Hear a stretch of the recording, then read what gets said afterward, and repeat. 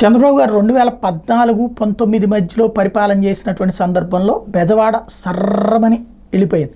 అంతకుముందు 20-25 ఏళ్ళ దాకా భవానీపురం వరకే బెజవాడ, లేకపోతే కనుక ఆ సిరీస్ కంపెనీ వరకే బెజవాడ, రామవరప్పాడు వరకే బెజవాడ అన్నటువంటి స్టేజ్ నుంచి ఇటు పక్కన సింగినగరు అటు నున్న రూట్లోకి వెళ్ళిపోయింది. ఇటు పక్కన వచ్చేటప్పటికి గన్నవరం దాకా వెళ్ళిపోయింది, హనుమాన్ జంక్షన్ దాకా వెళ్ళిపోతూ వచ్చింది. ఇటువైపున గొలపూడి దాటిపోయి ఇబ్రహీంపట్నం వైపు దాకా వెళ్ళిపోతూ వచ్చింది.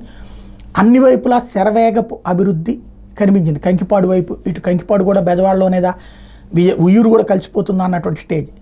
ఆ తర్వాతన జగన్మోహన్ రెడ్డి వచ్చి అమరావతి కాదు విశాఖపట్నం రాజధాని అన్నప్పటి నుంచి ఆ పరుగు ఆగింది.